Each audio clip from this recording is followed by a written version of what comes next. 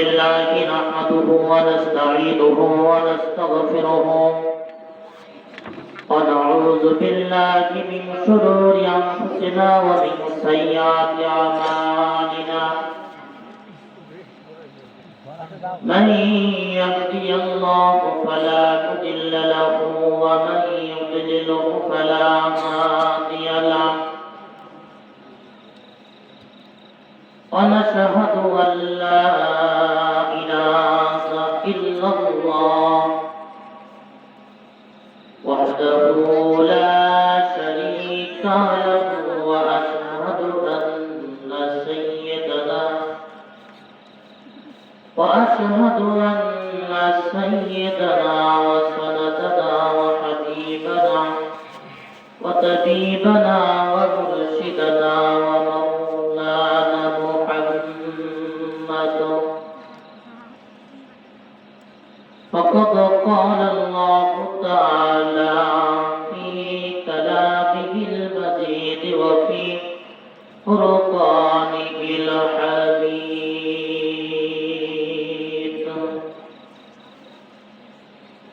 আমার সাথে সকলে পড়ুন আউযু বিল্লাহি মিনাশ শাইতানির রাজীম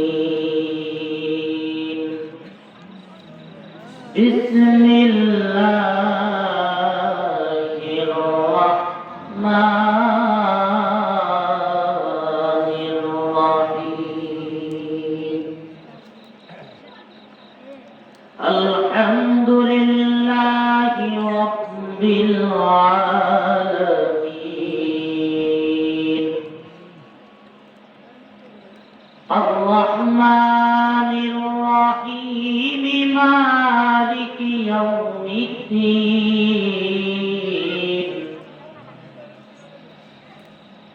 ইয়্যাকা না'বুদু ওয়া ইয়্যাকা নাস্তাঈন اهدنا الصراط المستقيم صراط الذين أنعمت عليهم غير المغضوب عليهم ولا الضالين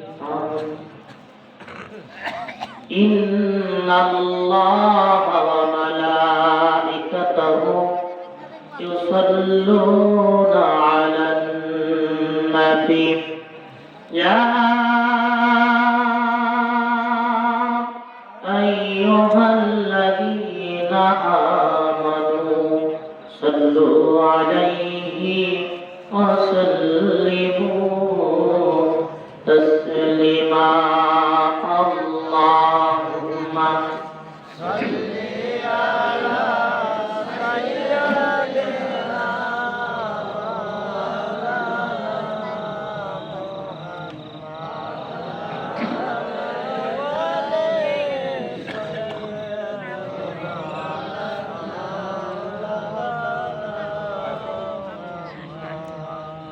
ইমানে রসূল ইশায়ে সাবিল আমিনে খুদা মারবাত জিবরাইল আল্লাহুম্মা সাল্লি আলা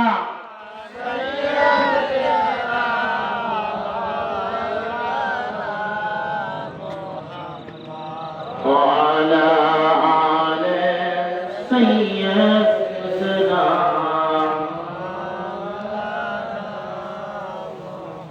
الحمد لله সকলে জবান খুলে বলি আলহামদুলিল্লাহ আল্লাহ সুবহানাহু ওয়া তাআলা মেহেরবানি করে এই মাহফিলের জন্য আমাদেরকে মঞ্জুর করেছে এজন্য সেই পরিবেশ শুকরিয়া আদায় করি আল্লাহ পাক রব্বুল আলামিন কালামে পাকের ভিতরে বলছেন লাইন শাকারতুম লাযিদান্নাকুম ওয়া লাইন কাফারতুম ইন্না আযাবি লাশাদীদ আল্লাহ পাক রব্বুল আলামিন বলেন আমার পক্ষ থেকে নিয়ামত পাওয়ার পরে ওই নিয়ামতের যদি তোমরা শুকরিয়া আদায় করো, আমি আল্লাহ পাক রব্বুল আলামিন তোমাদের নিয়ামত আরো বৃদ্ধি করে দেব। এজন্য আল্লাহ পাক রব্বুল আলামিন আমাদেরকে এই নিয়ামতে পরিপূর্ণ মাহফিলে বসার তৌফিক দান করছে। এজন্য আপনারা খুশি হয়ে যান। সে কম না বেশি? একটু আওয়াজ করে বলি, কম না বেশি? সকলে যদি বেশি খুশি হই, আল্লাহকে আরো বেশি রাজি এবং খুশি করার জন্য একটু চিৎকার দিয়ে পড়ি আলহামদুলিল্লাহ, আলহামদুলিল্লাহ।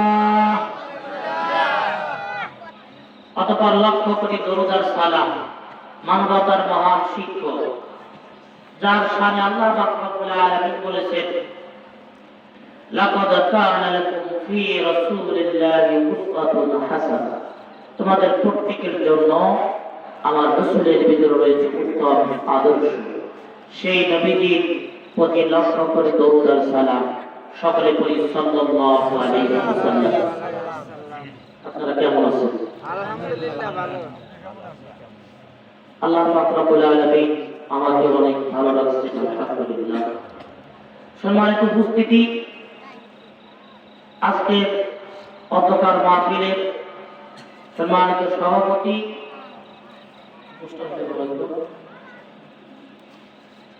এবং সহসভাপতি, প্রধান মেহমান, আমার আগে আরো অনেক আলোচনা করেছেন। মঞ্চে উপস্থিত অত্র এলাকার গণ্যমান্য ব্যক্তিবর্গ, আমার সামনে উপস্থিত এই এলাকার মুসলমানদের এক অংশ, পর্দার অন্তর আড়ালের মা এবং বোনেরা, সকলের প্রতি আনুষ্ঠানিকতা ভিতর দিয়ে আমার আবারও সালাম, আসসালামু আলাইকুম ওয়া রাহমাতুল্লাহ। মাহফিলের সূচনাতেই রাসূল পাক সাল্লাল্লাহু আলাইহি ওয়াসাল্লামের একটা হাদিসের কথা মনে পড়ে গেল। যেই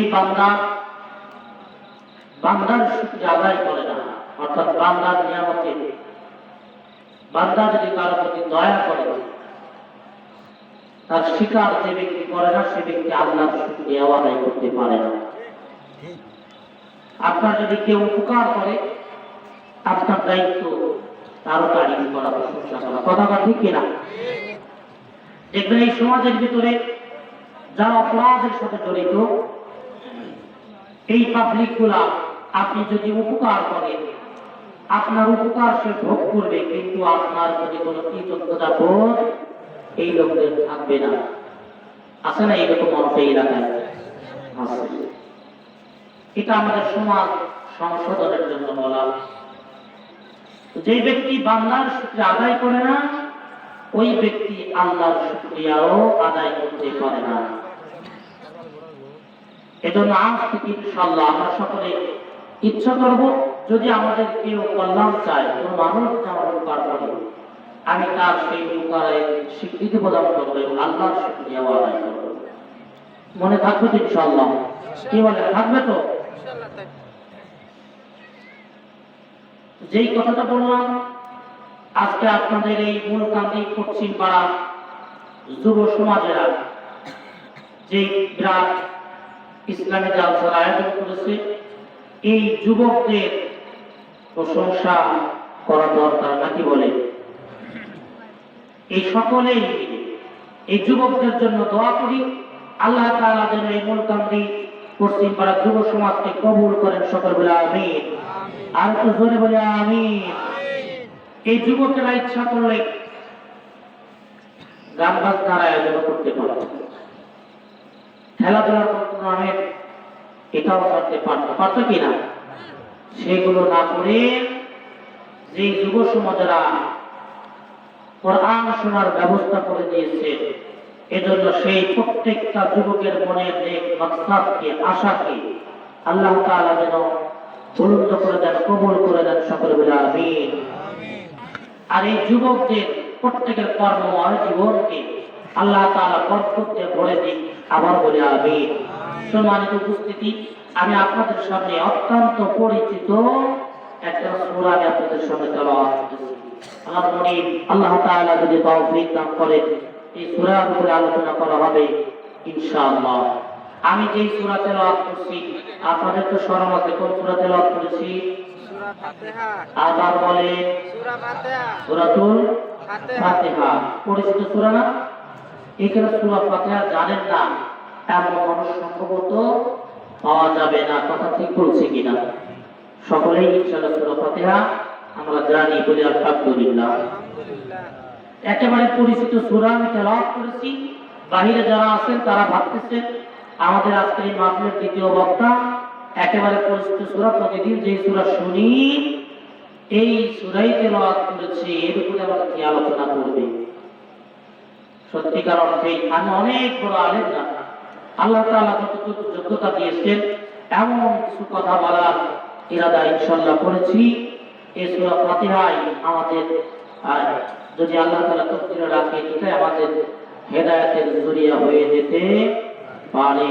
এজন্য যারা বাহিরে এলোমেলো ঘোরাফেরা করতেছেন আর কাল বিলম্ব না করে অনুগ্রহ করব আমাদের মাহফিলের প্যান্ডেলের নিচে এসে বসে পড়ুন। আল্লাহ তাআলা আপনাদেরকে কবুল করবেন। এই কোরআন আমাদের জন্য হেদায়েতের মহাগ্রন্থ, সত্য মিথ্যা পার্থক্যকারী, হক বাতিল পরিচয় পাওয়ার জন্য কোরআনের কাছে আমাদেরকে আসতেই হবে। কথাগণ ঠিক কি না? আল্লাহ সুবহানাহু ওয়া তাআলা কোরআন যে নাযিল করেছেন এই কোরআন কার কথা? আর একটু জোরে বলি আল্লাহর। আল্লাহর কথা। এটা তো আমাদের বিশ্বাস। কোন প্রমাণ আছে? এটা তো আমাদের বিশ্বাস, কিন্তু কোন প্রমাণ কি আছে? কি বলে নাই? সূরা ফাতিহার ভিতরে আছে। এটা যে মানব রচিত ভাষা নয়,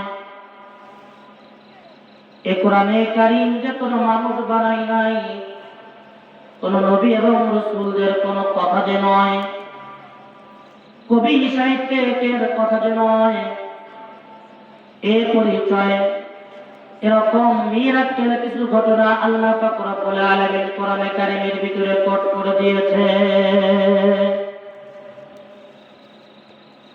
আমি যে সূরা আপনাদের সামনে তেলাওয়াত করেছি অত্যন্ত পরিচিত সূরা।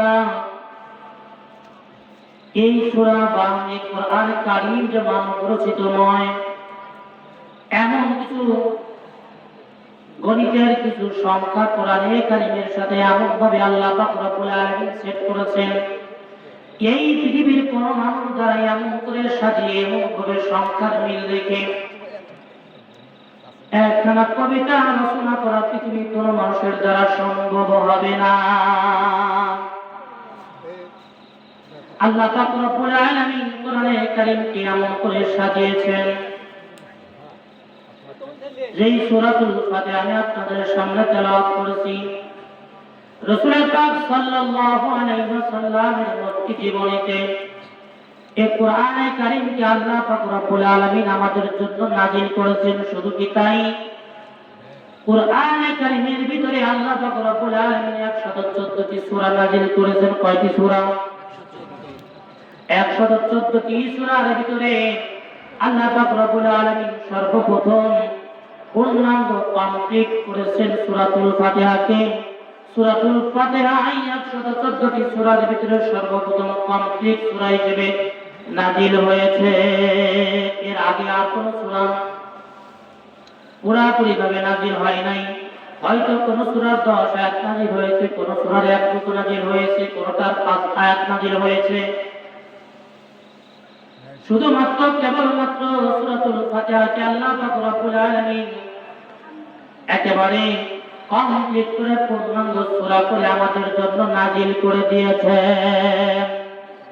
এই সূরাতুল ফাতিহার ভিতরে আল্লাহ পাক রব্বুল আলামিন সূরাতুল ফাতিহার একাধিক নাম রেখে দিয়েছেন। আমরা জানি ফাতিহা, ফাতিহা মানে হলো এটা খোলা, ওপেন করা, মুখবন্ধন যাকে বলি বাংলাতে আমরা যদি বলি ভূমিকা। একটা বই যদি আপনি ক্রয় করেন, ওই বইয়ের উপরে দেখবেন প্রথমেই পাওয়া যাবে বইয়ের ভূমিকা পাওয়া যায় কিনা। ঘুমাইতেছেন নাকি?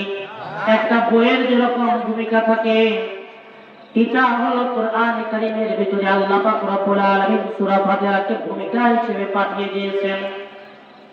তাফসীরের ভিতরে অধিকাংশ তাফসীরের ভিতরে সূরাতুল ফাতিহার 1 নয় 2 নয় 21 থেকে 22টি পর্যন্ত এর নামকে লিপিবদ্ধ করা হয়েছে।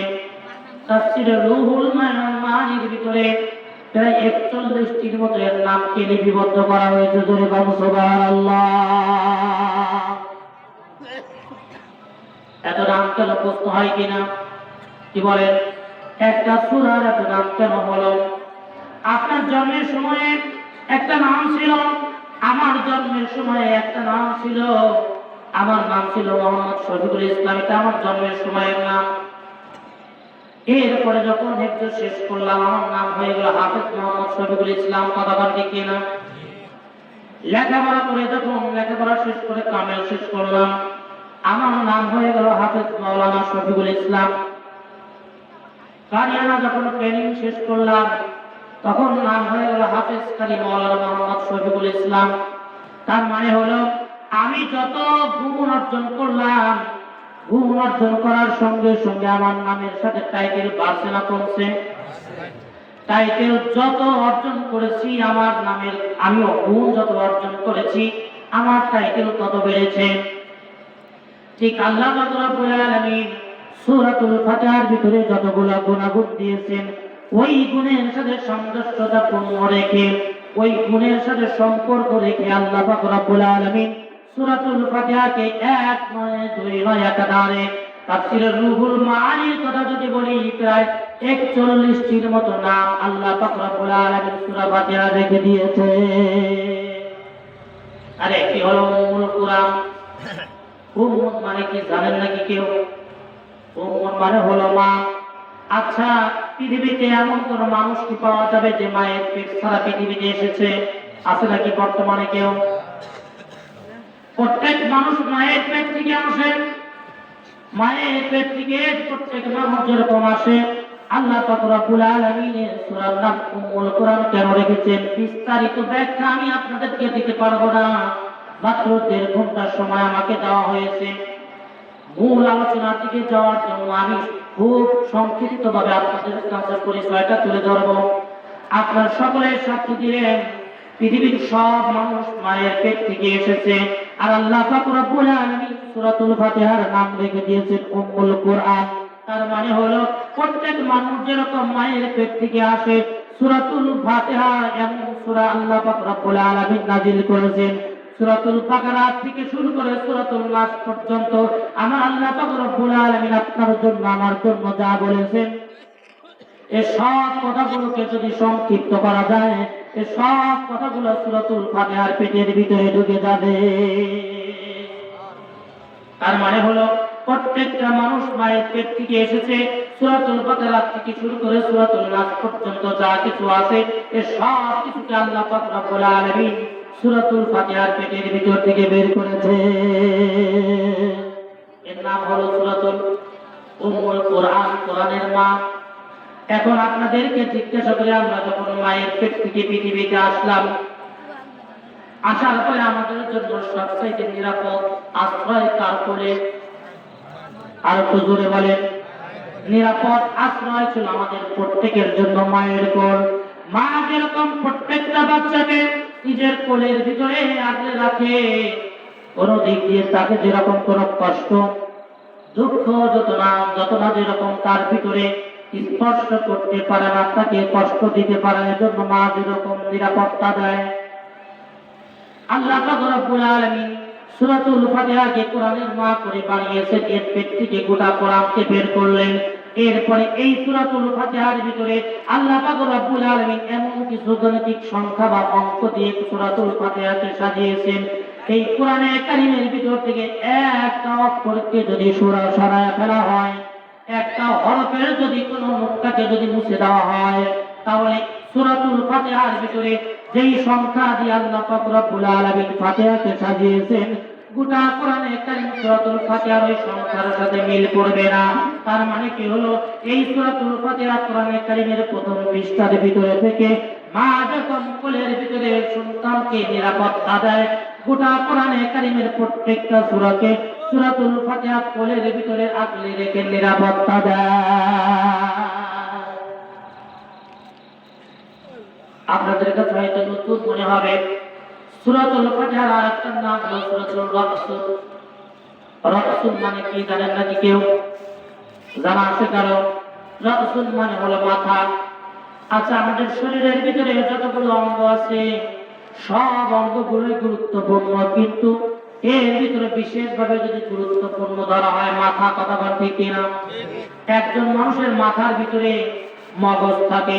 এখন এই মগজ যদি কারো এলোমেলো হয়ে যায় আমরা তাকে পাগল বলি। কথা বল ঠিক কিনা? তাহলে মাথার ভিতরে রাসূল, তার ভিতরে মগজ থাকে। মগজ যদি কারো এলোমেলো হয়ে যায় তাকে যেরকম আমরা পাগল বলি, আর মগজ যদি ভালো হয়ে যায় ওই মানুষটাকে যেরকম আমরা সুস্থ মানুষ বলি। তার মানে হলো পুরা বডিটা, যদিও সব জিনিসটা আমাদের জন্য খুবই গুরুত্বপূর্ণ প্রয়োজন, এরপরে আমাদের মগজটা সবচাইতে বেশি প্রয়োজন। মগজ যদি খারাপ হয়ে যায় এই হাতের কি সঠিক ব্যবহার করা যাবে? কথা বলে। মগজ যদি খারাপ হয়ে যায় আমার জবানের কি সঠিক ব্যবহার হবে? মগজ যদি খারাপ হয়ে যায় আমার পায়ের সঠিক ব্যবহার হবে না। এরকম ভাবে যদি বলতে চাই, কোন মানুষের মগজ যদি খারাপ হয়ে যায় তাহলে ওই মানুষের শরীরের প্রত্যেকটা অঙ্গ প্রত্যঙ্গের সঠিক ব্যবহার থাকে না। মগজ হলো আসল। আল্লাহ পাক রব্বুল আলামিন ওই রকম করে সূরাতুল ফাতিহাকে কোরআনে কারীমের জন্য মগজ করে আমাদের কাছে পাঠিয়ে দিয়েছেন। এটা হলো কোরআনে কারীমের মগজ। এই মগজ সবচেয়ে গুরুত্বপূর্ণ বিষয়। এজন্য মুহাম্মদ আরবি সাল্লাল্লাহু আলাইহি ওয়াসাল্লাম সাহাবায়ে কেরামকে বলেছেন, ও আমার সাহাবীরা, আল্লাহ পাক রব্বুল আলামিন সূরাতুল ফাতিহাকে স্পেশালি দান করেছেন। তা অন্য কোন নবী বা রাসূলকে আল্লাহ পাক রব্বুল আলামিন এরকম কোন আয়াত কারিমা দেন না। এই সূরাতুল ফাতিহার আলোচনা শুনবো আমরা, রাজি আছি তো ইনশাআল্লাহ? সূরাতুল ফাতিহা এমনই গুরুত্বপূর্ণ একটা সূরা। সূরার ভিতরে আয়াত সংখ্যা কত? কয়টি আয়াত? 7টি আয়াত। এই আপনাদের সাথে আলোচনা করে মজা হবে। কথা বলা জানে, কথা বললে তাদের সাথে আলোচনা করে মজা পাওয়া যায়। আল্লাহ পাক রব্বুল আলামিন এই সূরার ভিতরে নাযিল করে দিয়েছেন 7টি আয়াত কারিমা। আর একে বলা হয় সাবআ মাসানি, 7 আয়াত বিশিষ্ট আয়াত কারিমার এই সূরা। এই সূরার ভিতরে যে 7টি আয়াত কারিমা রয়েছে, এই আয়াত কারিমাগুলোকে আল্লাহ পাক রব্বুল আলামিন অর্ধাবর্তী করে অর্ধেকটা নিজের জন্য খাস করেছেন আর অর্ধেকটা বান্দার জন্য খাস করে দিয়েছেন।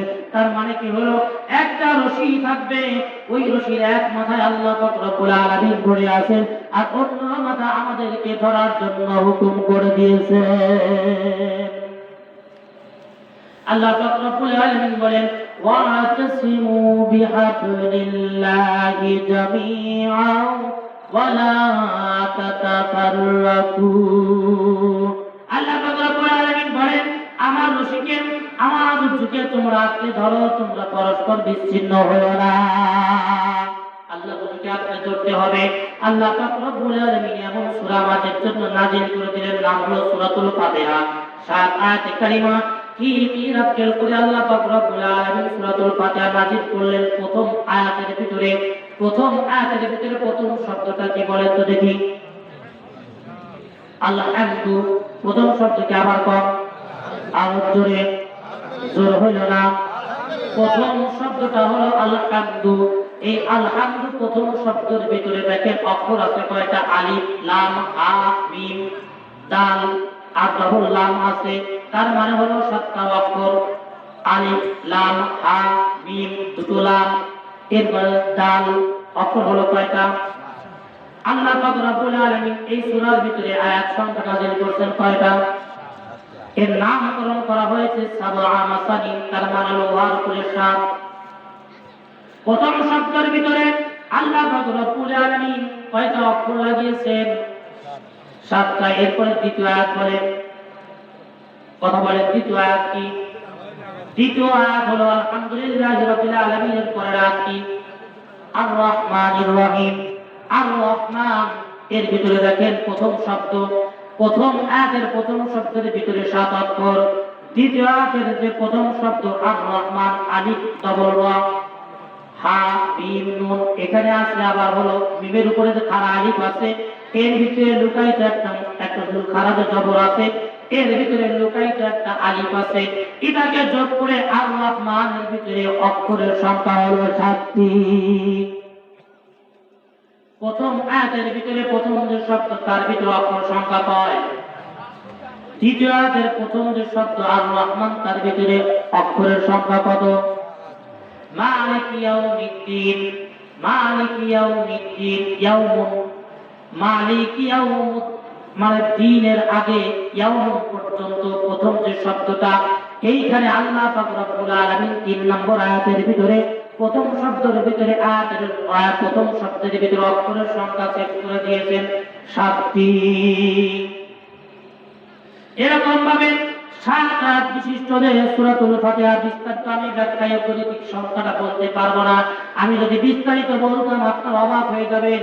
এরকম ভাবে সূরাতুল ফাতিহার প্রথম আয়াত থেকে শুরু করে শেষ পর্যন্ত যে 7টি আয়াত, এই 7 আয়াতের প্রত্যেকটা আয়াতের প্রথম যে শব্দ, এই প্রত্যেক প্রথম শব্দের ভিতরে আমার আল্লাহ পাক রব্বুল আলামিন অক্ষরের সংখ্যা করে দিয়েছেন 7টি করে। এটা তো অবাক নয়? আমি বলেছিলাম এটা যে আল্লাহর কালাম, এটা আমাদের বিশ্বাস, আমাদের কাছে প্রমাণ কি বলতে পারেন নাই? আজকে থেকে প্রমাণ নিয়ে যান পৃথিবীতে এমন কোন কিতাব পাওয়া যাবে না, এমন কোন কবিতা পাওয়া যাবে না, এমন কোন গল্প পাওয়া যাবে না যেই গল্পের যতগুলো সেন্টেন্স লাগানো হয়েছে, যতগুলো বাক্য সেট করা হয়েছে, ওই বাক্যের যে প্রথম শব্দটা, প্রথম শব্দের ভিতরে যেই কয়টা অক্ষর আছে, ওই গল্পের প্রত্যেকটা লাইনের ভিতরে প্রত্যেক শব্দের প্রথম অক্ষর, প্রত্যেক শব্দের প্রথমে 7টা করে বা 5টা করে অক্ষর আছে। কেমন মিল করে কোন কবিতা কি পৃথিবী এখন পর্যন্ত আছে? আছে নাকি? এটা কি বানানো সম্ভব? এটা বানানো সম্ভব না, সম্ভব না। কিন্তু আমার আল্লাহ পাক রব্বুল আলামিন কবিতা নয়, কোরআনে কারীমে এমন ভাবে নাযিল করলেন, সূরাতুল ফাতিহা 7 আয়াত দিয়ে নাযিল করলেন, সাবআ মাসানি বললেন, এবং 7 আয়াতের প্রত্যেকটা আয়াতের প্রথম শব্দের ভিতরে আল্লাহ পাক রব্বুল আলামিন মিরাক্কেল করে 7টি করে অক্ষর সেট করে দিয়েছেন। অবাক কাণ্ড। এইরকম ভাবে আল্লাহ পাক রব্বুল আলামিন এই সূরার ভিতরে মিম এবং নুন অক্ষরের ব্যবহার করেছেন 32টি।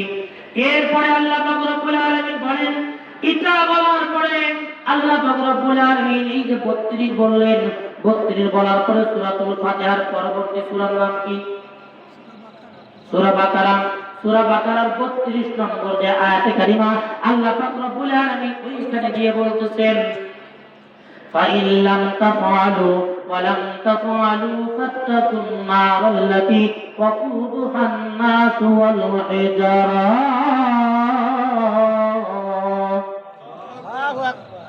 আল্লাহ পাক রব্বুল আলামিন বলেন, তোমরা বলো এই কোরআনে কারীম মানব রচিত, এই চ্যালেঞ্জ আল্লাহ পাক রব্বুল আলামিন শুনে দিয়েছেন, ফাতু বিসূরাতিন মিন মিসলি, যদি তোমাদের দাবিতে সত্যিকারে হয়ে যাও, ফাতু বিসূরাতিন মিন মিসলি, এমন একটা সূরা তোমরা নিয়ে আসো। এই কথা বলে আল্লাহ পাক রব্বুল আলামিন 32 নম্বর আয়াতে কারিমার ভিতরে গিয়ে প্রথম নম্বর আমাদেরকে বললেন, যদি তোমরা ফাইলাম তাফালু, যদি তোমরা যদি না করতে পারো, ফাইলাম তাফালু ওয়ালাম তাফালু ফাত্তাকুন নারাল্লাতী ওয়াকুদুহা আন-নাস ওয়াল হিজারা, তাহলে যেই জাহান্নামে তোমাদেরকে জ্বালানি বানানো হবে, ওই জাহান্নামের জ্বালানি আমি আল্লাহ পাক রব্বুল আলামিন পাথর এবং মানুষদেরকে নির্বাচিত করেছি। চ্যালেঞ্জটা ছুড়ে দিয়ে আল্লাহ পাক রব্বুল আলামিন বলে, যেমন সূরা নিয়ে আসো, যদি সম্ভব না হয় একটা আয়াত কারিমা নিয়ে আসো, যদি তা না করতে পারো, তাতে যদি বিশ্বাস যদি না করো, তাহলে তোমরা ওই জাহান্নামের সংবাদ শোনো, যেই জাহান্নামের জ্বালানি হবে মানুষ অর্থাৎ কাফের এবং পাথরেরা, এদেরকে জ্বালানি বানানো হবে। আল্লাহ পাক রব্বুল আলামিন এখানে 32 একটা অঙ্ক সূরা ফাতিহার ভিতরে সেট করে দিলেন। আবার পরবর্তী সূরার 32 নম্বর সূরার ভিতরে গিয়া আল্লাহ পাক রব্বুল আলামিন আমাদের জন্য আলাদা চ্যালেঞ্জ শুরু দিলেন। এমন গণিতের একটা মিল দেখে আল্লাহ পাক রব্বুল আলামিন সূরাতুল ফাতিহা নাযিল করছেন। এই সূরাতুল ফাতিহা আমরা পড়তে গিয়ে সর্বপ্রথম যে আমরা বিসমিল্লাহির রহমানির রহিম পড়ি, এর ভিতরে অক্ষর সংখ্যা কয়টি? সূরাতুল ফাতিহা পড়তে গিয়ে বা যে কোনো সূরা পড়তে গিয়ে আমরা বিসমিল্লাহ পড়ি। এই বিসমিল্লাহির রহমানির রহিমের ভিতরে অক্ষরের সংখ্যা আছে 19টি। আবার সূরাতুল ফাতিহার ভিতরে আর রহমান আর রহিম এবং এর তিনটি নাম আল্লাহ পাক রব্বুল আলামিন সূরাতুল ফাতিহার ভিতরে সেট করে দিয়েছেন। এইখানে এই নামগুলোর ভিতরে যে হরফগুলো রয়েছে, এই হরফগুলোর ভিতরে বিসমিল্লাহর 19 এর সাথে এর একটা সামঞ্জস্যতা করে তাকবীর রয়েছে। বিস্তারিত বলতে পারবো না। আল্লাহ পাক রব্বুল আলামিন কোরআনে কারীমের ভিতরে যত জায়গায় জাহান্নামের কথাগুলো বলেছেন, ওই শব্দগুলোকে যদি একত্রিত করা যায় আর সেই শব্দগুলোর যে সংখ্যা হয়, ওই সংখ্যাগুলোকে যদি আপনি 19 দিয়ে ভাগ করেন, 19 দিয়ে ভাগ করার সঙ্গে সঙ্গে ভাগ শেষ হয়ে যায়, শেষে কিছু থাকে না। জাহান্নামের কথাটা আল্লাহ পাক রব্বুল আলামিন যত জায়গায় বলেছেন, ওই সংখ্যাটাকে একত্রিত করে যদি আপনি 19 দ্বারা ভাগ করেন, ভাগ শেষ হয়ে যায়। কিন্তু আমার আল্লাহ পাক রব্বুল আলামিনের ইসতিকাত নাম আল্লাহ নামটি কোরআনে কারীমের ভিতরে আল্লাহ তাআলা যত জায়গায় সেট করেছেন, ওই সংখ্যাটাকে যদি 19 দ্বারা ভাগ করেন, ভাগ শেষে 1 বেঁচে যায়। তার মানে আল্লাহ পাক রব্বুল আলামিন বোঝাতে চান, আসমান এবং জমিন সহ এই দুইয়ের ভিতরে যা কিছু আছে, এ সব একদিন শেষ হয়ে যাবে, একমাত্র আমার আল্লাহ পাক রব্বুল আলামিন কায়েম থাকবে। এমন করে ঠিক করে যে আল্লাহ পাক রব্বুল আলামিন সূরাতুল ফাতিহা আমাদের জন্য নাযিল করলেন। আমি সামনে যাব, মূল আলোচনার দিকে অগ্রসর হব। আমরা সূরাতুল ফাতিহাতে পড়ি আলহামদুলিল্লাহি রাব্বিল আলামিন। সমস্ত প্রশংসা কার? সমস্ত প্রশংসা কার? আর একটু জোরে বলেন কার? আল্লাহ পাক রব্বুল আলামিনের প্রশংসা, আলহামদুলিল্লাহি রাব্বিল আলামিন। এর পরবর্তীতে আমরা পড়তেছি আর রহমানির রহিম, যিনি অত্যন্ত দয়াবান এবং মেহেরবান, মালিক ইয়াউমিদ্দিন, যিনি কিয়ামত দিবসের মালিক। এই তিনটা আয়াত আমি আপনাদের সামনে তেলাওয়াত করে সাদা মাথা অনুবাদ আমি আপনাদেরকে শোনায় দিলাম। আপনাদের এইখানে যদি এখন বর্তমান যদি এমপি সাহেব এখানে আসেন, ওনার কাছ থেকে যদি আপনারা কিছু পেতে চান, তাহলে এমপি সাহেব আসার পরে সর্বপ্রথম এমপির প্রশংসা করা লাগবে। কিন্তু কথা বলে ঠিক কিনা? আগে এমপির প্রশংসা করা লাগে, বলতে হয় আমাদের এই লিডার খুব ভালো মানুষ, এর যে চরিত্র ফুলের মতো পবিত্র। আমাদের রাজনৈতিক যত নেতা আছে, এদের ব্যাপারে আমরা যখন স্লোগান দিই, এই যে আমক নেতার চরিত্র ফুলের মতো পবিত্র, এই যে নেতার চরিত্র ফুলের মতো পবিত্র, এই সাক্ষী যে আপনি দিলেন, ওনার চরিত্র যদি সত্যিকার অর্থেই ফুলের মতো পবিত্র হয় তো আলহামদুলিল্লাহ। আর যদি ফুলের মতো পবিত্র না হয়, টেবিলের নিচ দিয়ে যদি ঘুষ খাওয়ার অভ্যেস থাকে, আর আপনি যদি তার ব্যাপারে যদি এইরকম সাক্ষী দেন, আপনি মিথ্যাবাদী হয়ে যাবেন। কথা বলেন ঠিক কিনা? এমন লিডার এই সমাজে আছে না নাই? এই অত্র অঞ্চলে হয়তো এমন প্রধান মাত্রার পাওয়া যাবে না, যারা বিচার করতে সালিশ করতে গিয়া ঘুষ খায়, এমন আছে না নাই? এমন ঘুষখোর প্রধান যদি থাকে, তাইলে তার পরিচয়টা এখন খোঁজা লাগতেছে। কথা বলেন ঠিক কিনা? আপনার জায়গা জমিনে একটু গ্যালজাম হয়েছে, দুই পক্ষের ভিতরে তো এক গ্যালজামটা কেমনে একটু বাড়ায় রাখা যায়, এই জন্য চিন্তা ফিকির করতে থাকে। যদি এই গ্যালজাম পারে, তাইলে তো আমার কামাই হবে, আমার পকেট বাড়ি হবে। রাতে অন্ধকারে গিয়ে আপনি 2000 টাকা দিয়ে আসবেন, এবার বলবে যা তোকে জিতায়া দেবো, তুই নিশ্চিন্তায় কারো কাছে যাইতে হবে না। আর এক পক্ষ রাত 2টার সময় যাবে, সে গিয়ে যখন 3000 মারবে, এবার তার পক্ষে হয়ে যাবে। আপনি 2000 টাকা মেরে দিয়ে সে নিশ্চিন্তায় আপনার বিচারটা আমার পক্ষে চলে আসবে। কিন্তু বিচারের রাত্রে দেখা যাবে আপনার এমপিতে যখন বিচার চলে গেল, আপনি তখন গিয়ে বলবেন মাতলার সাহেব, আমি তো 2000 দিয়েছিলাম, কিন্তু বিচারটা আমার পক্ষে গেল না। কারণ কি বলে, থাম, আমি একা তো পারি নাই, আরো তো প্রধান আছে, ওরা তো ঘুষ খাইছে। এই চোর যে নিজেদের 3000 আর এক জায়গা থেকে খাইছে, এই কথা কিন্তু বলবে না।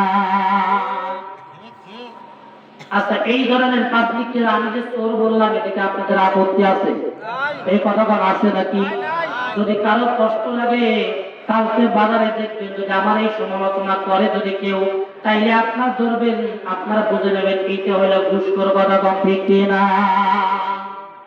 এবার এইরকম ঘুষখোর সমাজে আছে, আমরা বিপদে পড়ে নিজেদের সমস্যায় পড়ে এইরকম দুষ্কর্মের প্রশংসা করতে হয়, কথা বা ঠিক না? ওই রকম আল্লাহ পাক রব্বুল আলামিনের প্রশংসা আমাদেরকে করতে হয়, কিন্তু আল্লাহ পাক রব্বুল আলামিন কোনো অন্যায় করেন না, তিনি তো ন্যায়ের পক্ষে। সেই আল্লাহর প্রশংসা আমাদেরকে প্রদান করতে হয়। এরপরে নিতার প্রশংসা করার পরে আমরা বলি আলহামদুলিল্লাহ রাব্বিল আলামিন, বলার পরে আর রহমানির রহিম, তার কিছু গুণ নিতার যেরকম আপনি তার প্রশংসা করলেন, একটু ভালো মানুষ, এরপরে তার কিছু গুণের কথা বলবেন যে আমাদের যে লিডারে ঘুষ খায় না, এ সুদের সাথে জড়িত নাই, যে বিচার করে সব বিচার সঠিকভাবে করে, এইরকম কথা যখন আপনারা বলতে থাকবেন, নেতা কিন্তু এবার রাজি হয়ে যাবে, কথা বলতে কিনা? ঠিক। নেতা খুশি হয়ে গেল, খুশি হয়ে যাওয়ার পরে আর রহমানির রহিম, এরপরে বলতেছি মালিক ইয়াউমিদ্দিন। আপনি বলবেন এতক্ষণ যেই নেতার প্রশংসা করলাম আর যেই নেতার আমরা গুণ কীর্তন করলাম, আপনারা জানেন না উনি কোন নেতা? উনি হলো বর্তমান আমাদের এই অঞ্চলের দায়িত্বে আছেন, এই অঞ্চলের এখন চেয়ারম্যান, এই অঞ্চলের উনি এখন মেম্বার, অথবা এই অঞ্চলের উনি এখন মন্ত্রী, এই অঞ্চলের উনি এখন এমপি, কথা বলেন ঠিক কিনা? এরকম তার ক্ষমতার একটা পরিচয় আমরা দিয়ে দেই। ঠিক আমরা সূরা ফাতিহার ভিতরে এরকম বললাম, প্রথম আয়াতে বললাম আলহামদুলিল্লাহি রাব্বিল আলামিন, আল্লাহর প্রশংসা করলাম। এরপরে দ্বিতীয় আয়াতে গিয়ে বললাম আর রহমানির রহিম, আল্লাহ আপনি তো অত্যন্ত দয়াবান এবং মেহেরবান। মালিক ইয়াউমিদ্দিন, আপনি তো কিয়ামত দিবসের মালিক। এবার পরিচয় হয়ে গেল। এরপরে আমরা নেতাদের আনুগত্য প্রকাশ করার জন্য বলি, নেতা সাহেব আপনি চেনেন নাকি এই যে আমি তো আপনার দলের লোক, আমি তো আপনার নৌকর লোক, আমি তো আপনার ধানের লোক, আমি তো আপনার দাড়িপাল্লার লোক। এইরকম ভাবে পাবলিক নেতার মন জয় করার জন্য কথা বলে কি বলে না? দেখবেন পার্টি নেতার একেবারে বিরাবিতে, বড় নেতার একবারে কামসারা, কথা দেখে না? এই সমাজের ভিতরে দেখবেন বড় নেতার চাইতে ছোট ছোট পাতি নেতার উৎপাদ বেশি, কথা দেখে না?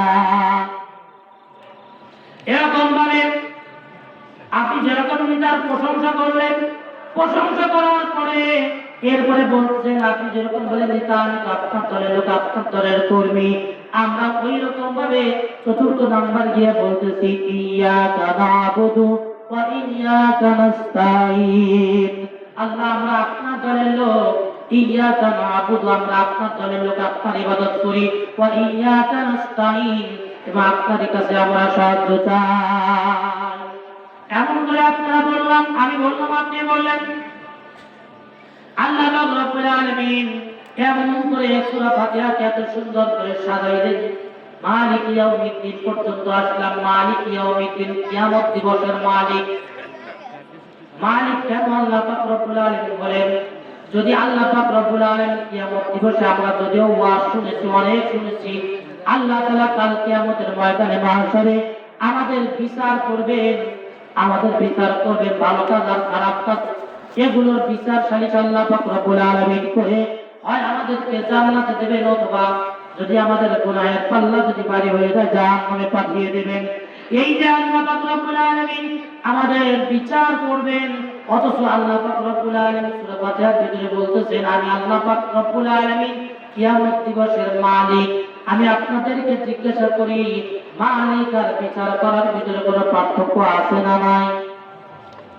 বরাবর আল্লাহ পাক রব্বুল আলামিন যদি কিয়ামত দিবসের বিচারক হইতেন, সূরা ফাতিহার ভিতরে আল্লাহ তাআলা যদি বলতেন আল্লাহ তাআলা কিয়ামত দিবসের বিচারক, তাইলে আমরা কেউ নাজাত পেতাম না। আল্লাহ তাআলা বলেছেন কিয়ামত দিবসের মালিক। এখন মালিক আর বিচারকের ভিতরে পার্থক্যটাকে একটু মনোযোগ দিলের কামটা লাগাই। বাইরে যারা আছেন অতি দ্রুত চলে আসেন। আল্লাহ পাক রব্বুল আলামিন কিয়ামত দিবসের মালিক। আপনি যদি কোনো কোম্পানিতে যদি চাকরি করেন, আমাদের এই যে কোনো প্রজাতন্ত্র বাংলাদেশ, এই বাংলাদেশের সুপ্রিম কোর্ট আছে না নাই? এই কথা কোন সুপ্রিম কোর্ট আছে না নাই?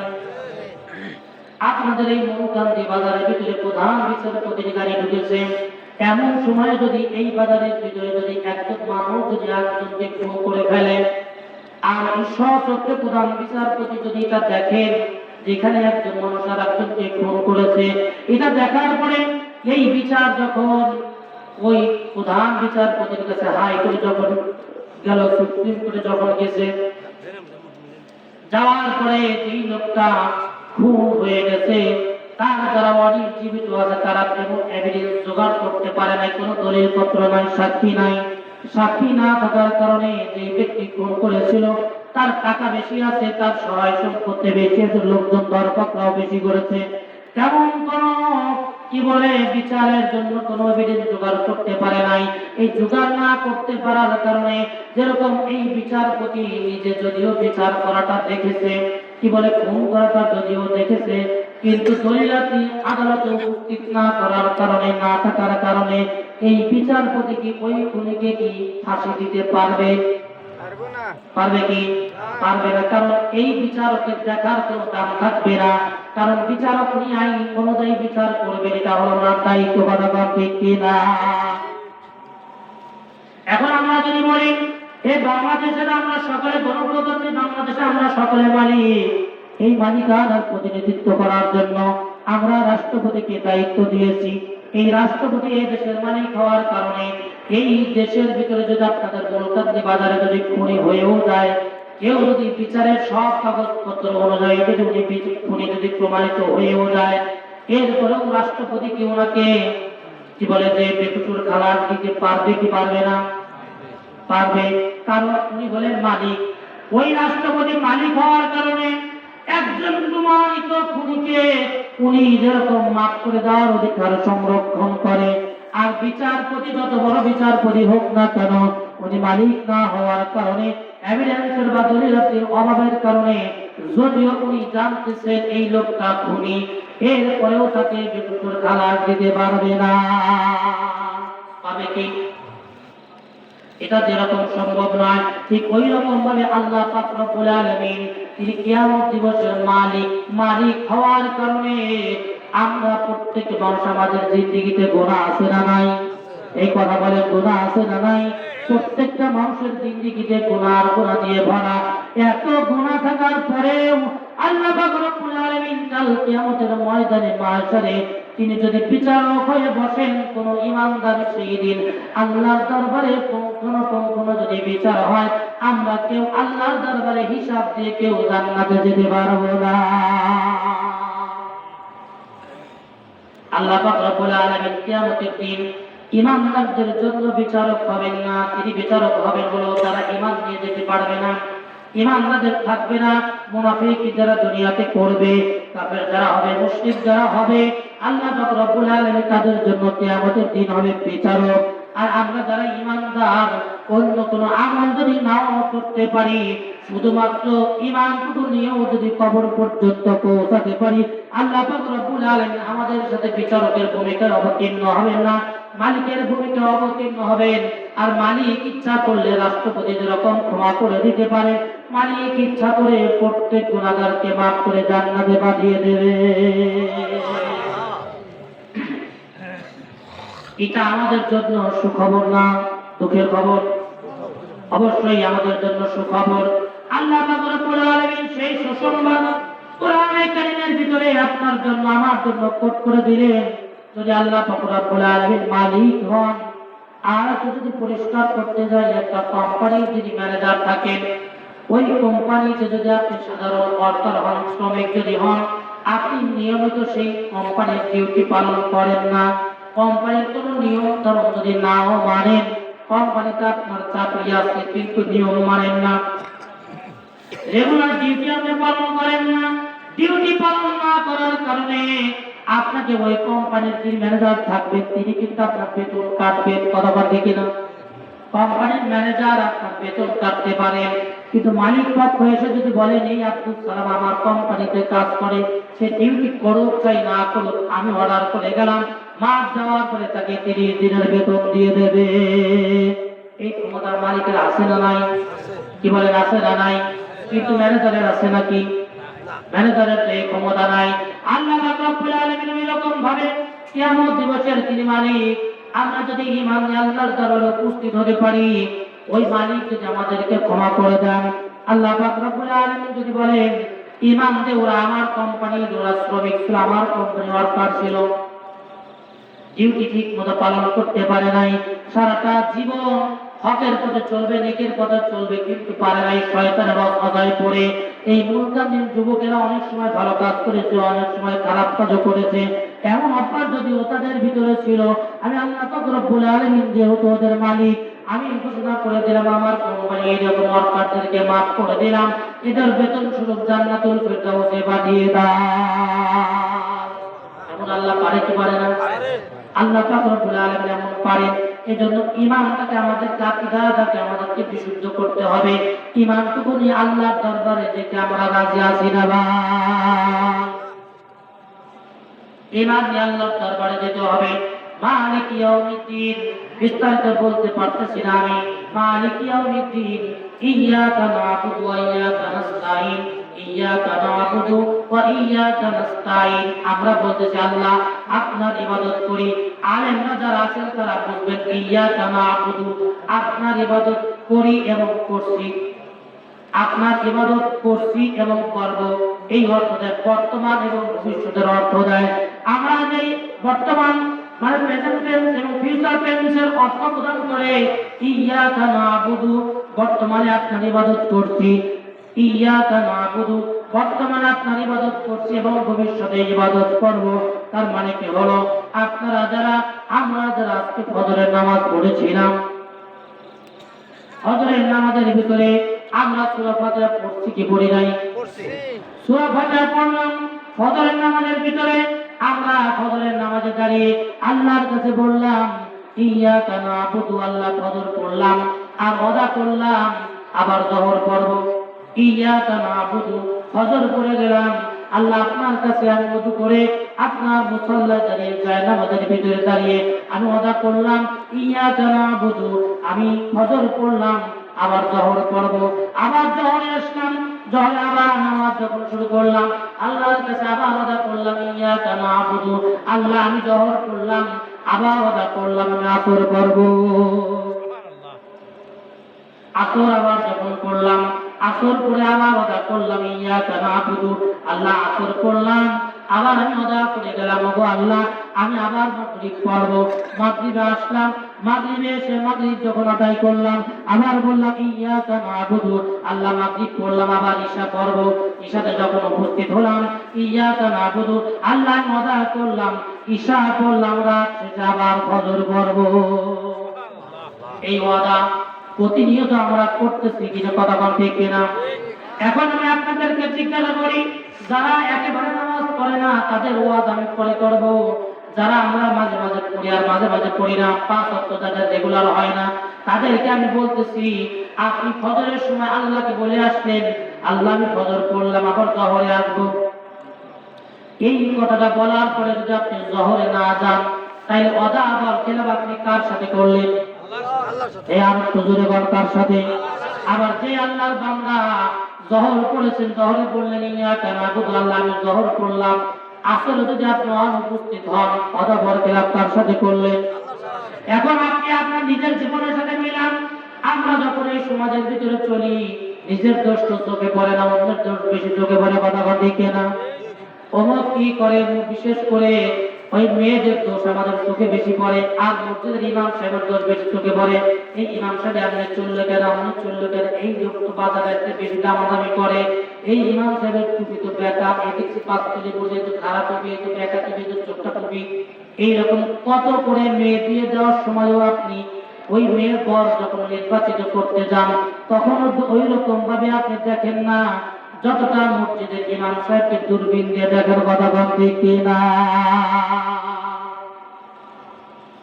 এরকম ভাবে আমরা অন্যের দোষ চোখে পড়ি, অন্যের দোষ আমাদের চোখে পড়ে। একটু নিজের দিকে তাকায় দেখেন, জীবনের সব পাপের কথা বাদ দিলাম, সব গুনার কথা বাদ দিলাম, আপনার জীবনে কতদিন আল্লাহর কাছে এইরকম বলে ইয়্যাকা না'বুদু বলে ওয়াদা করেছেন আর কতদিন এই ওয়াদা বরখেলাপ করেছেন, একটু হিসাব মিলায়া দেখবেন। আমাদের জীবনে 2-4 বার হয়েছে তো, কি বলে হয় নাই? 2-4 বার কিন্তু হয়ে গেছে। আমরা আল্লাহর কাছে এইরকম ওয়াদা করেছি ইয়্যাকা না'বুদু, আর সেই ওয়াদা বরখেলাপ করেছি। এখন আমি আপনাদেরকে জিজ্ঞাসা করি, আপনারা যখন এই মাহফিলের দাওয়াত আমাকে দিয়েছেন, এই বছর যদি আমি দাওয়াত দিতে মিস করতাম, সামনে বছর আমাকে দাওয়াত দিতেন? না। সামনে বছর দাওয়াত দিতেন না, একটা বছর যদি আমি দাওয়াত মিস করি পরবর্তী বছর আমাকে দাওয়াত দেবেন না, কথা ঠিক কিনা? এখন এক বছর জীবনে একটা বার যদি আমার ওয়াদা যদি আমি মিস করে দেই, ওয়াদা যদি বরখেলাপ করি, যদি দাওয়াত আর সামনে বছর না দেন, তার মানে আমার মর্যাদা আপনাদের কাছে আর থাকবে না। ঠিক এখন চিন্তা করে দেখেন যে আল্লাহর সাথে প্রতিদিন একবার দুইবার নয়, প্রত্যেকটা নামাজের ভিতরে দাঁড়ায়া যারা সর্বনিম্ন শুধু ফরজ করেন প্রতিদিন 17 বার করে আল্লাহর কাছে ওয়াদা করতেছেন, আল্লাহ আপনার ইবাদত করি এবং আপনার ইবাদত করব। এই ওয়াদাটা প্রতিদিন 17 বার দেওয়ার পরে পরবর্তী দিন যখন এসে আপনি এই ওয়াদা যখন বরখেলাপ করেন, তখন আল্লাহর সাথে আপনার সম্পর্ক কি আগের মতো থাকবে না, অবনতি হবে। এই জন্য তাম পৃথিবীতে যখন মুসলমানরা মার খায়, মুসলমানরা যখন নির্যাতিত আর নিপীড়িত হয়, তখন আমরা 2-4 লোক মসজিদের ভিতরে রব্বানা যালামনা আনফুসানা মসজিদ ফাতায়ারা দোয়া কবুল হয় না, তখন আফসোস করে বলি আয় আল্লাহ তোমার কাছে কত দোয়া করলাম, আমাদের দোয়া তো কবুল হয় না। এমন বলি কি বলি না? এমন বলি। এখন আপনাদেরকে আমি জিজ্ঞাসা করি, আপনার বাবার সাথে আপনার সম্পর্ক অনেক ভালো, কিন্তু হঠাৎ করে বাবার সাথে যদি সম্পর্ক অবনতি হয় কি হয় না? এই মূলকান্দি গ্রামে মনে হয় এমন যুবক নাই যে বাবা মার সাথে ঝগড়া করে, এমন যুবক কি আছে না? কি বলে, আছে নাকি? বাবা মার সাথে ঝগড়া করে, বাপকে বাদ দেয় না, মাকে বাদ দেয় না, এমন ছেলে এই যুবকে আছে না নাই? এমন যুবক এই সমাজে আছে যারা বাবা মাকে বাদ দেয় না। তোমাদের পায়ে হাত দিয়ে বলি, ওই বাবা কিন্তু তার যৌবন তোমার ভিতরে ট্রান্সফার করতে হাদিসে তাই বলা হয়েছে। বাবার যৌবন কমতে থাকে, সন্তানের যৌবন বাড়তে থাকে, কথা ঠিক কিনা? এরকম ভাবে বাবার জীবনের সব অর্জন করে বাবা মা সব কিছু তোমাদের জন্য ব্যয় করে দিয়ে যাইতেছে, পিতা বাবা নিজেকে নিঃশেষ করে দিয়ে এক সময় পৃথিবীর থেকে চলে যায় আর সন্তানদেরকে পৃথিবীর ভিতরে প্রতিষ্ঠিত করে যায়, কথা ঠিক কিনা? এই বাবা মার সাথে সুসম্পর্ক রাখতে রাজি আছি তো ইনশাআল্লাহ। এখন আপনার সন্তানের সাথে আপনার সম্পর্ক ভালো, কোন এক সময় সন্তানের সাথে কি বলে বাবার সম্পর্ক যদি অবনতি হয়ে যায়, ধরেন এই সম্পর্ক অবনতিটা 2 বছর চলতেছে, 2 বছরের ভিতরে বাবা আপনাকে অনেকবার দেখেছে সন্তান রে আমি তো সংসার এখন চালাইতে পারি না, বাবারে আমাকে একটু সাহায্য করা দরকার, প্রতি সপ্তাহে 10 কেজি করে চাউল আমার জন্য তুমি পাঠিয়ে দিও, আমার ব্যবস্থা করে দেবে, আপনার ওই চাউল দেওয়া লাগবে, এই ভয়ে বাবা তাকে সারা দেন না।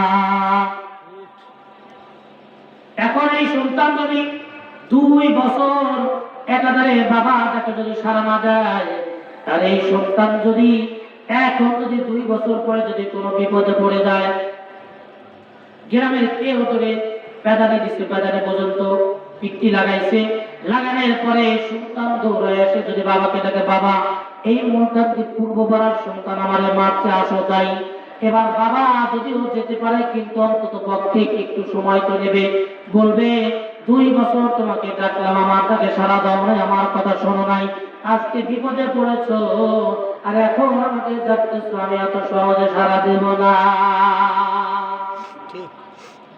এখন বাবা আপনাকে ভালোবাসেন, 2টা বছর আপনি বাবাটাকে সারা দেন নাই, আজকে বিপদে পড়ে যখন বাবাকে ডাকেন বাবা সহজে সারা দেয় না। একটু চিন্তা করে দেখেন, আপনার বয়স 40 বছর হয়ে গেছে, আপনার বয়স 50 বছর হয়ে গেছে, 60 বছর হয়ে গেছে, এই 60টা বছরের ভিতরে প্রতিদিন 1 বার নয় 2 বার নয়, প্রতিদিন আযান হয় কয়বার? 5 বার। এই 5 দুগুণ কত? 10। আবার প্রতিদিন ইকামত হয় কয়বার? 5 বার। 5 দুগুণ 10, 10 দুগুণ 20, প্রতিদিন 20 বার করে আল্লাহ পাক রব্বুল আলামিন আপনাকে আমাকে ডাকতেছেন, হাইয়া আলাস সালাহ, হাইয়া আলাল ফালাহ, হাইয়া আলাস সালাহ, হাইয়া আলাল ফালাহ, প্রতিদিন 20 বার করে আপনাকে আমাকে ডাকতেছেন, বান্দারে আসো নামাজের জন্য আসো, বান্দারে আসো নামাজের জন্য আসো, নামাজের জন্য যদি আসো কল্যাণ হয়ে যাবে, হাইয়া আলাল ফালাহ, প্রতিদিন 20 বার করে ডাকলো। এই প্রতিদিন 20 বার করে যদি আপনাকে ডাকে, আমাকে ডাকে, 1 মাসের ভিতরে আপনাকে আমাকে ডেকেছে কয়বার? 600 বার। প্রতিদিন যদি 20 বার হয়, 30 দিনে আপনাকে আমাকে ডেকেছে কতবার? 600 বার। 600 বার যদি আপনাকে ডাকেন, এইরকম ভাবে 1 মাসের ভিতরে 6 বার কত? 72, অর্থাৎ 7200 বার, তাই হয় না? এইরকম ভাবে প্রতিদিন আপনাকে আমাকে নামাজের ভিতরে আল্লাহ পাক রব্বুল আলামিন নামাজের জন্য এরকম 72 বার যদি 7200 বার যদি ডাকে, এখন আপনাকে আমি জিজ্ঞাসা করি প্রতিদিন 20 বার ডাকলে আমি সারা বছরের হিসাব বাদ দিলাম, সারা মাসের হিসাব বাদ দিলাম, একটা দিনের ভিতরে যদি আপনাকে আল্লাহ পাক রব্বুল আলামিন 20 বার যদি নামাজের জন্য ডাকে, আপনি যদি না যান, এইখানে যারা বাবা আছেন একটু হাত তুলতে পারবেন কি? একজন মানুষকে পাওয়া যাবে এমন বাবা কি এখানে পাওয়া যাবে আপনি সকাল থেকে এখন পর্যন্ত আপনার সন্তান আপনাকে 20 বার আব্বু ডেকেছে? এমন পাওয়া যাবে নাকি? একজন ও বাবা পাওয়া যাবে না যেই বাবাকে আজকে সারাদিনের ভিতরে আপনার সন্তান আদর করে 20 বার আব্বা ডেকেছে। তাহলে আপনার সন্তান, যেই সন্তান আপনাকে সারাদিনের ভিতরে 20 বার আব্বা ডাকলো না, ওই সন্তানের প্রতি আপনার এত ভালোবাসা, আর যে আল্লাহ পাক রব্বুল আলামিন আপনাকে সারা দিনের ভিতরে 20 বার ডাকলেন হাইয়া আলাল ফালাহ, হাইয়া আলাস সালাহ, 20 বার আল্লাহর পক্ষ থেকে একজন মুয়াজ্জিনকে, একজন ইরান, একজন ঘোষক দিয়ে যে আপনাকে ডাকাইলেন, এরপরেও আপনি সারা মাসের ভিতরে হাজিরা দিলেন না। এখন বিপদে পড়ে ওই সন্তান মায়ের খাওয়ার পরে যখন বাবাকে ডাকতে যায়, বাবা যেরকম সারা সহজে দেয় না, সারা দিতে যেরকম দেরি হয়ে যায়, ঠিক ওই রকম ভাবে বান্দা যখন বিপদে পড়ে যায়, সারাটি মাস আল্লাহ পাক রব্বুল আলামিন আপনাকে ডাকলেন, আমাকে ডাকলেন, এরপরে যখন বিপদে পড়ে যায়, আমার পিঠে যখন ড্যামেজ হয়ে যায়, আমার হাত যখন দুর্বল হয়ে যায়, আমি যখন চলতে পারি না, আমার সংসার নিয়ে যখন হিমশিম খাই, অসুস্থ যখন হয়ে যায়, তখন লম্বা লম্বা দোয়া করে খুব কান্নাকাটি করি। আর যখন অসুস্থ আল্লাহ তাআলা ভালো করে দিয়েছেন না, কষ্ট বাড়তে থাকে, তখন আমরা মনে মনে চিন্তা করতে থাকি, হায় রে আল্লাহকে কত টাকা ডাকলাম, কত চোখের পানি ফেললাম, আল্লাহ তো শোনে না। বলি কি বলি না? একটু চিন্তা করে দেখেন, আজকে তো 2 মাস হলো আপনি আল্লাহকে ডাকতেছেন, 2 মাস আপনি অসুস্থ আছেন বা 3 মাস অসুস্থ আছেন, ধরলাম আপনি 1 বছর অসুস্থ আছেন, এই একটা বছর আপনি আল্লাহকে ডাকতেছেন, আপনার ডাকে আল্লাহ সাড়া দিতেছেন, তাই ভাবতেছেন, কিন্তু ওই আল্লাহ পাক রব্বুল আলামিন ইতিপূর্বে আপনাকে তো 20 বছর পর্যন্ত ডেকেছে। 20টা বছর আল্লাহ পাক রব্বুল আলামিন আপনাকে ডাকলেন, আপনি তার ডাকে সাড়া দেন নাই, আর আজকে আপনি দোষারোপ করতেছেন আল্লাহকে এত টাকা ডাকলাম আল্লাহ সাড়া দেয় না।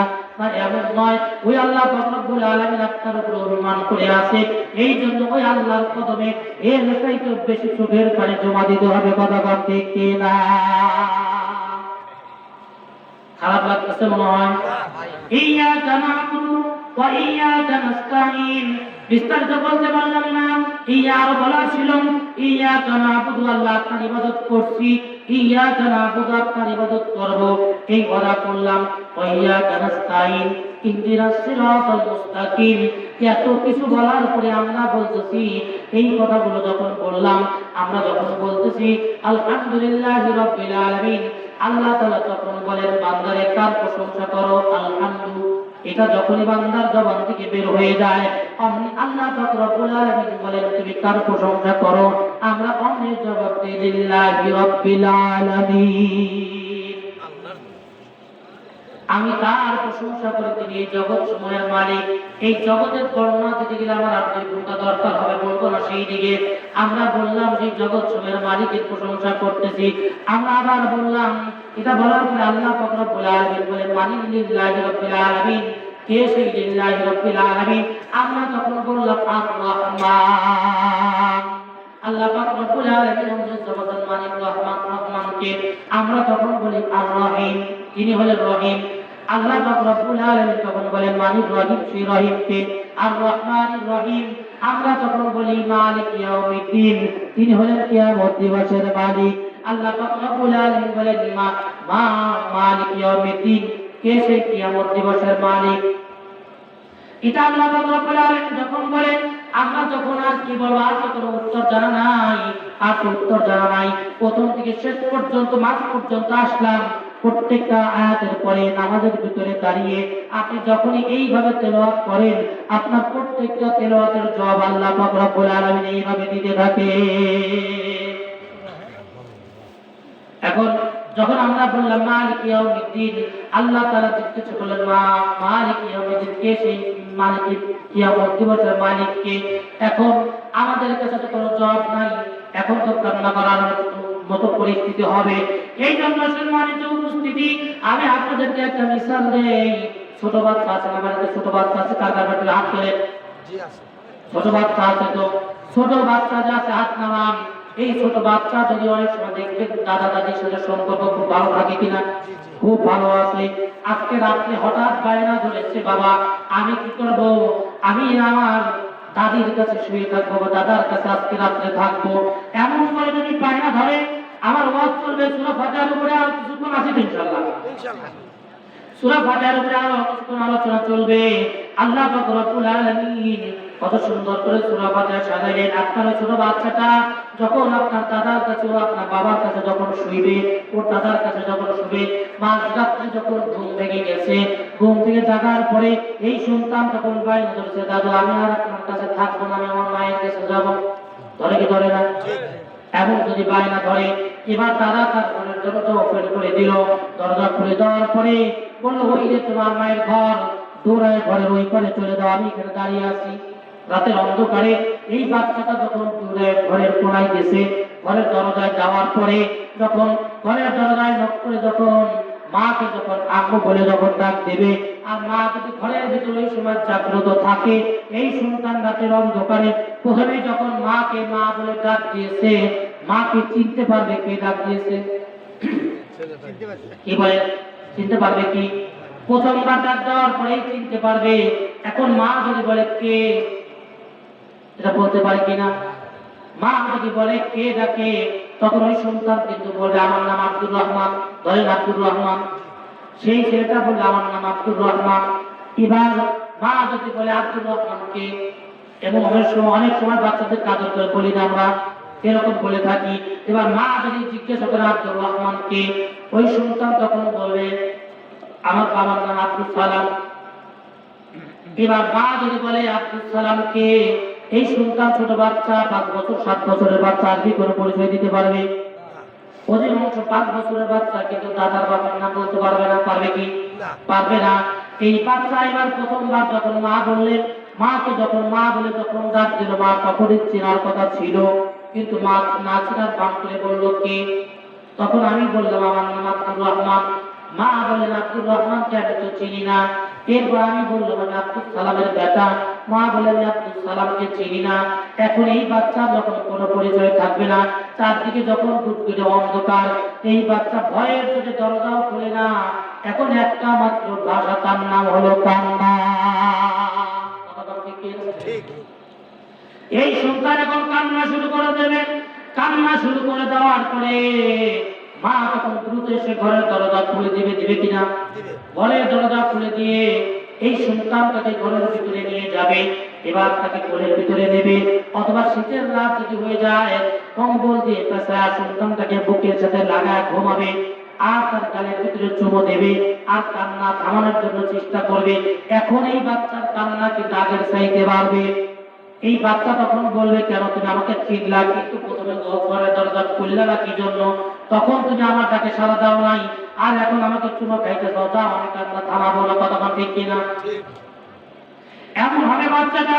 বাচ্চা তখন বাচ্চাকে কান্না থামানোর জন্য মা বলবে, বাবা এই কবির রাতে এত কান্নাকাটি করতে নাই, আমি তোমার চোখের পানি মুছে দিলাম, আমি তোমার 2 গেলে 2 চুমো দিলাম না বাবারে, একটু দিলের কান্না গান।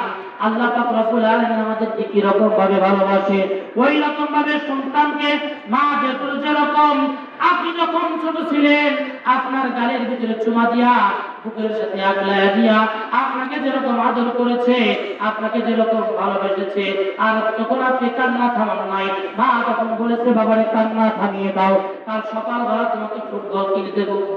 বলছে কি বলছে না? ওই মা আপনাকে বলেছে বাবারে কান্না থামাও, সকালবেলা তোমাকে ফুটবল কিনে দেবো। এবার সন্তান বলে না আমি ফুটবল দেবো না। বলে শুধু ফুটবল দিন, আমার কান্না থামবে না। বলে কালকে তোমার খেলনা প্লেট কিনে দেবো। বলে তাও হবে না, আমাকে ফুটবল দিতে হবে, প্লেট দিতে হবে। বলে আর কি চাও? বলে আমাকে ক্রিকেট খেলার জন্য ব্যাট কিনে দিতে হবে।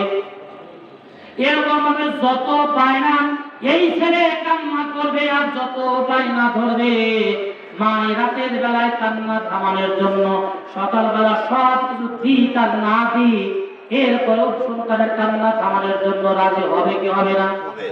রাজি যেরকম হয়ে যাবে, ঠিক আল্লাহ পাক রব্বুল আলামিন ওই রকম ভাবে সূরা ফাতিহা থেকে মালিক ইয়াউমিদ্দিন পর্যন্ত আল্লাহ পাক রব্বুল আলামিন বান্দাকে বলেন বান্দারে মানার রহমান মানির রহিম মালিক ইয়াউমিদ্দিন কে তুমি কার প্রশংসা করতেছো এরকম ভাবে বলতে থাকে এরকম ভাবে সন্তানদারে মা যেরকম বুকের সাথে আগলাইয়া এখন কান্না থামায় দিল আর বলল কাল সকালবেলা তোমাকে এই ধরনের সব খেলনাগুলোর ব্যবস্থা করে দেব।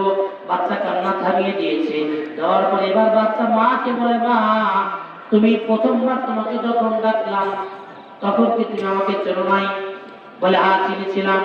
এরপর আমার নাম যখন আব্দুর রহমান বললাম তখন কি তুমি আমাকে চেনো নাই? বলে হ্যাঁ চিনেছিলাম। আমি যখন বললাম আমার বাবার নাম আব্দুল সালাম তখন কি তুমি আমাকে চেনো নাই?